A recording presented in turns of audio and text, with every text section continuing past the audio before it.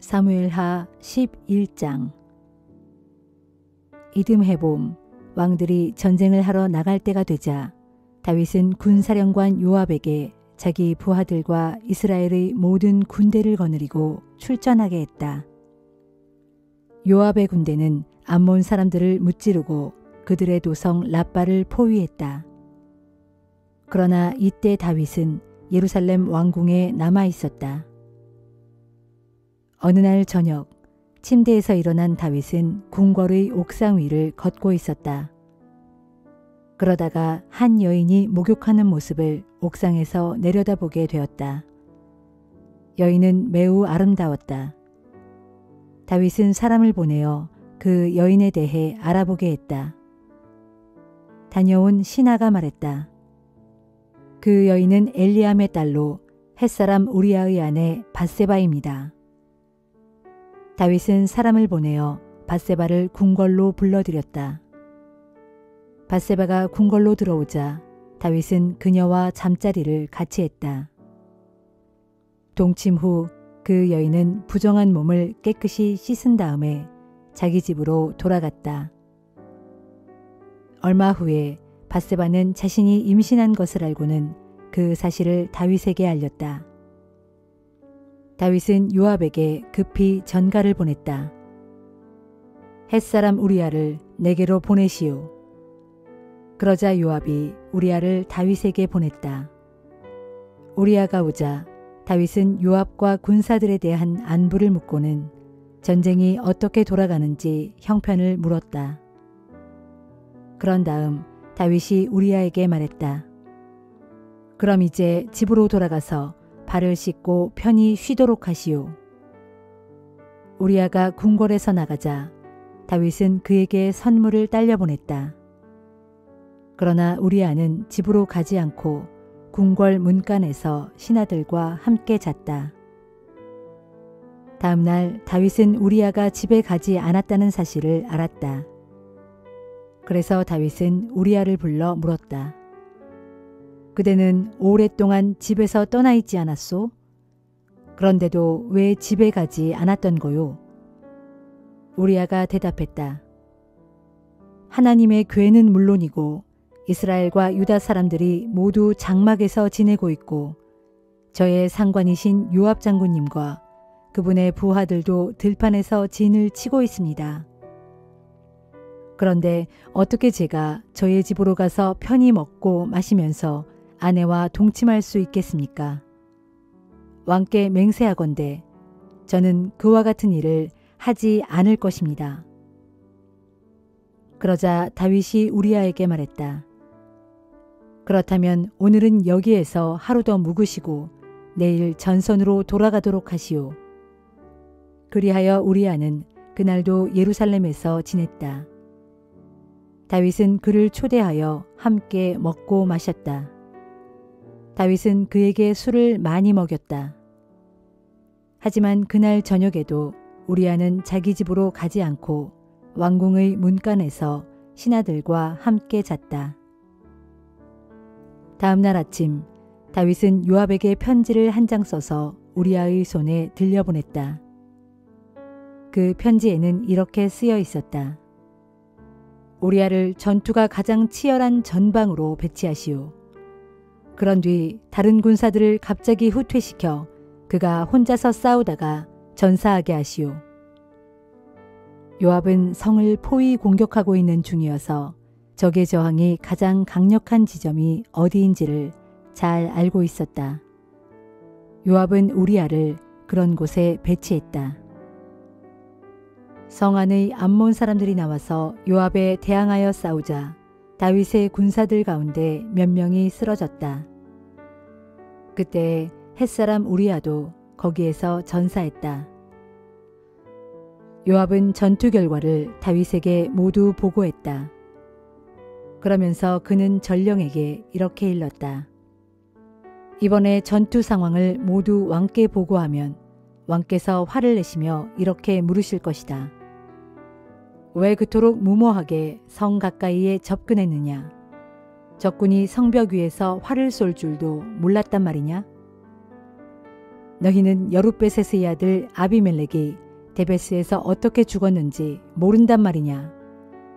일개 여인이 성벽 위에서 던진 맷돌짝에 맞아 죽지 않았느냐. 그런데 왜 그렇게 성벽에 가까이 접근했느냐. 그러면 그대는 햇사람 우리아도 죽었습니다 하고 대답하도록 하라. 전령이 다윗에게 이르렀다. 그는 요압이 자기에게 시킨 대로 보고했다. 전령이 다윗에게 보고했다.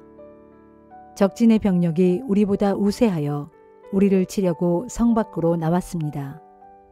우리도 반격을 감행하여 성문 가까이에까지 그들을 밀어붙였습니다. 그때 성벽 위에서 적이 우리에게 화살을 퍼부었고 왕의 부하들 몇 사람이 거기에서 죽었습니다. 햇사람 우리아도 함께 죽었습니다. 그러자 다윗이 전령에게 말했다. 너는 요압에게 이렇게 전하라. 장군은 이번 일로 크게 염려하지 마시오. 본래 칼이란 이쪽 편이든 저쪽 편이든 가리지 않는 법이오. 개의치 말고 계속하여 그 성을 포위 공격하여 함락시키도록 하시오. 우리아의 아내는 남편이 전사했다는 소식을 듣고 남편의 죽음을 슬퍼하며 울었다. 애도의 기간이 지나자 다윗은 그녀를 왕궁으로 데려왔다. 다윗의 아내가 된 후 밧세바는 얼마 지나지 않아 다윗의 아들을 낳았다. 그러나 주께서 보시기에 다윗이 행한 이번 일은 아주 악했다.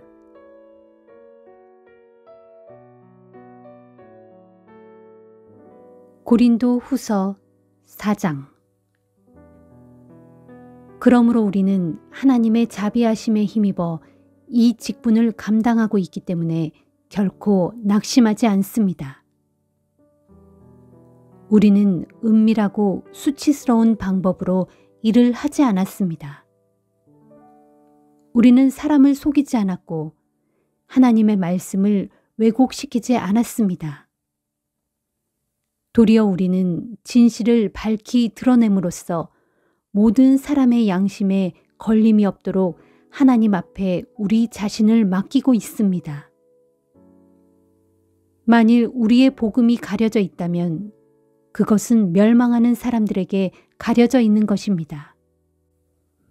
그들 멸망하는 사람들로 말하자면 이 세상의 신이 믿지 않는 자들의 마음을 어둡게 하여 하나님의 형상이신 예수 그리스도의 영광스러운 복음이 가져다 주는 빛을 보지 못하게 한 것입니다. 우리는 우리 자신을 전파하려는 것이 결코 아닙니다. 다만 우리는 예수 그리스도께서 우리의 주가 되신다는 사실과 또 예수로 인하여 우리가 여러분의 종이 된 사실을 가르치고 전파합니다. 태초에 어둠 속에 빛이 비쳐라 하고 말씀하신 하나님께서 우리의 마음에 빛을 비추어 주셔서 예수 그리스도의 얼굴에 나타난 하나님의 영광을 아는 지식의 빛을 우리에게 깨닫게 해 주셨습니다. 그러나 우리는 이 귀한 보물을 우리의 깨지기 쉬운 질그릇 같은 육체 속에 담고 있습니다. 그것은 이러한 엄청난 능력이 우리에게서 나온 것이 아니라 오직 하나님께로부터 나온 것임을 보여주기 위해서입니다. 그러므로 우리는 사방에서 환난을 겪고 있어도 꺾여 좌절하지 않고 아무리 답답하고 난처한 일을 당해도 낙담하지 않습니다. 또 박해를 당해도 버림받지 않으며 얻어맞고 넘어져도 멸망하지 않습니다. 우리는 항상 우리의 몸속에 예수 그리스도의 죽음을 짊어지고 다닙니다. 그것은 우리의 몸 안에서 예수의 생명 또한 나타나게 하기 위해서입니다. 우리는 비록 살아있지만 예수 그리스도를 위해 언제나 우리 자신을 죽음에 내맡깁니다. 그렇게 하는 것은 예수 그리스도의 생명이 우리의 죽을 몸에 나타나게 하기 위해서입니다. 그러므로 우리 안에서는 죽음이 세력을 떨치지만 여러분 안에서는 생명이 약동합니다. 성경에 내가 믿었으므로 나는 말하였다 라고 기록되어 있는 것과 같이 우리 또한 동일한 믿음의 영을 가지고 있으므로 우리가 믿고 또 말하는 것입니다. 주 예수를 죽은 자들 가운데서 살리신 하나님께서 우리도 예수와 함께 다시 살리셔서 여러분과 함께 그분 앞에 서게 해 주실 것으로 압니다. 이 모든 것은 여러분의 유익을 위한 것입니다. 그리하여 더 많은 사람들에게 하나님의 은혜가 점점 더 풍성히 임하여 감사하는 마음이 넘치게 하고 그럼으로써 하나님께 영광을 돌리게 하려는 것입니다. 그러므로 우리는 결코 낙심하지 않습니다. 우리의 겉사람은 점차 시들어가지만 우리의 속사람은 날마다 새로워져 가고 있습니다. 우리가 지금 겪고 있는 잠깐 동안의 이 고난은 장차 우리에게 비교조차 할 수 없을 정도로 훨씬 더 크고 영원한 영광을 가져다 줄 것입니다. 그래서 우리는 보이는 것을 바라보지 않고 보이지 않는 것을 바라봅니다. 보이는 것은 잠깐이지만 보이지 않는 것은 영원하기 때문입니다.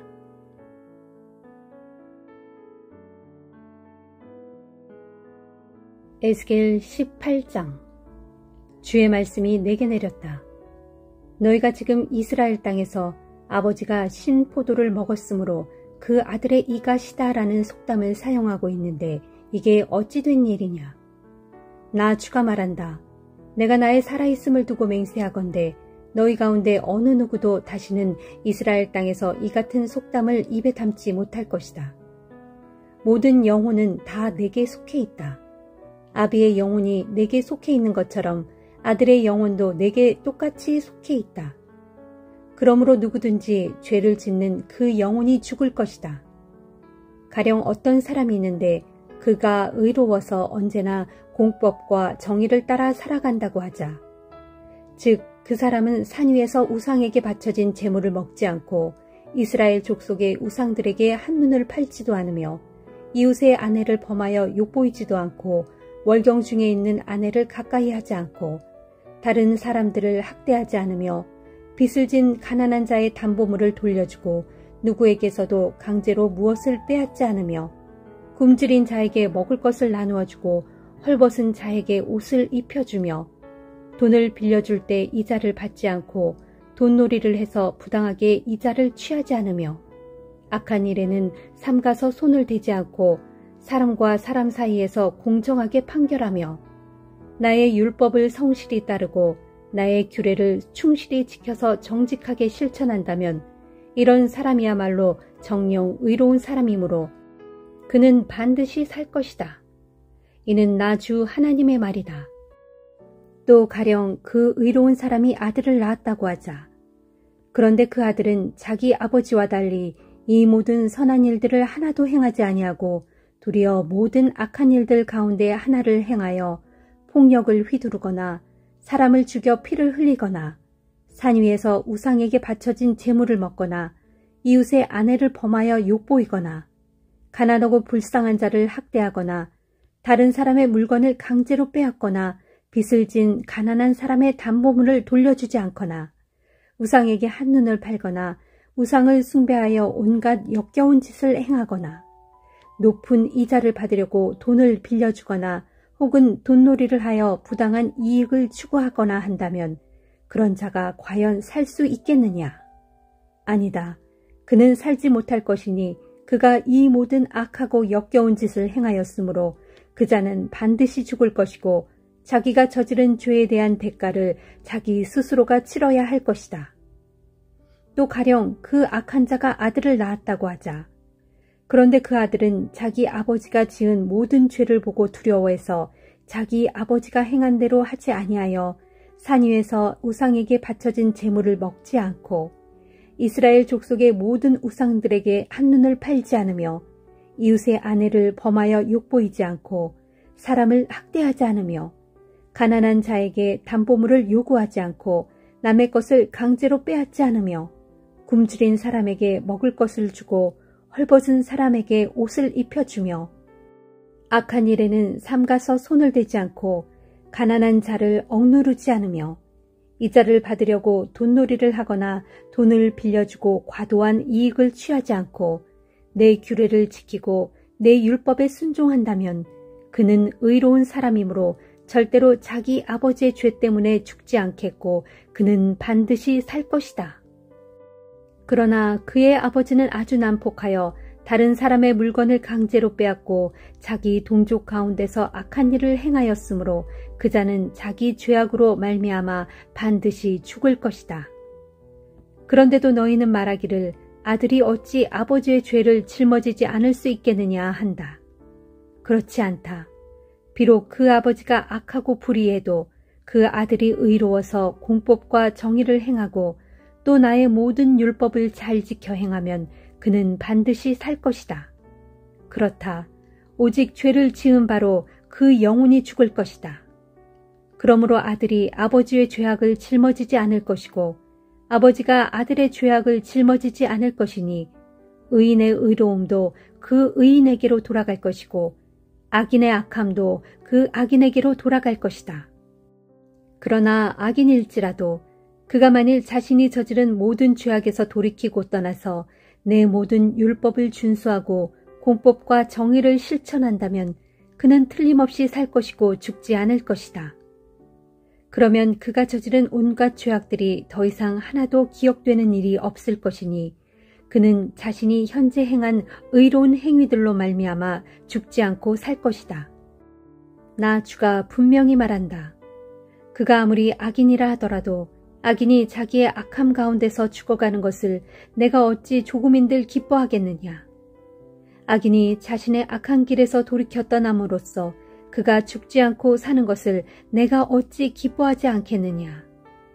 그러나 의인일지라도 그가 만일 의롭게 살던 자신의 의로운 길을 돌이켜 떠나 온갖 죄를 짓고 또 악인들이 행하는 것과 똑같이 모든 불의하고 역겨운 짓을 행한다면 어찌 그가 살 수 있겠느냐. 그렇다면 그가 지난날에 아무리 의롭게 살았더라도 그가 행한 의로운 일들이 더 이상 하나도 기억되는 일이 없을 것이니 그가 현재 범한 모든 허물들과 현재 지은 모든 죄악들로 말미암아 살지 못하고 죽을 것이다. 그런데도 너희는 말하기를 주께서 하시는 일이 공정하지 않다라고 한다. 그러므로 들어라. 이스라엘 족속아, 내가 어째서 공정하지 아니하냐. 공정하지 않은 것은 바로 너희가 아니냐. 만일 올바르게 살던 의인이 자신의 의로운 길에서 떠나 죄를 짓고 죽으면 그는 자신이 지은 죄로 인해 죽는 것이고 만일 그릇되게 살던 악인이 자신의 악한 길에서 떠나 공법과 정의를 행하면 그는 자신이 행한 의로운 행위로 인해 자기 영혼을 보존하는 것이다. 그 악인이 자신을 스스로 살펴 자신이 행한 모든 죄악을 뉘우치고 지난날의 악한 길에서 돌이켜 떠났으므로 그는 반드시 살고 죽지 않을 것이다. 그런데도 너희 이스라엘 백성들은 말하기를 주께서 하시는 일은 공정하지 않다라고 한다. 이스라엘 족속아, 내가 어째서 공정하지 아니하냐. 공정하지 않은 것은 바로 너희가 아니냐. 나 주가 분명히 말한다. 이스라엘 족속아, 내가 너희를 심판하되 너희 각 사람이 행한 대로 심판을 베풀 것이다. 그러므로 너희는 회개하라. 이제라도 너희의 악한 길에서 돌이켜 회개하고 너희의 모든 죄악에서 속히 떠나라. 그리하면 너희가 죄악의 걸림돌에 걸려 넘어져 멸망하는 일이 없을 것이다. 너희는 지난날에 지은 너희의 모든 죄악을 떨쳐버리고 너희를 새롭게 하여 새 마음과 새 영을 가져라. 이스라엘 족속아, 너희가 어찌하여 죄악 가운데서 그대로 죽으려 하느냐. 나 주가 분명히 말한다. 마땅히 죽을 자라 하더라도 그가 자기의 죄악 가운데서 그대로 죽어가는 것을 내가 조금도 기뻐하지 않는다. 그러므로 너희는 너희의 악한 길에서 돌이켜 회개하라. 그래서 죽지 말고 살도록 하여라. 시편 62편. 내 영혼이 잠잠히 하나님만 기다리는 것은 나의 구원이 오직 그분에게서만 나오기 때문이다. 오직 하나님만이 나의 반석이요 나의 구원이요 나의 산성이시니 나는 결코 흔들리지 않으리.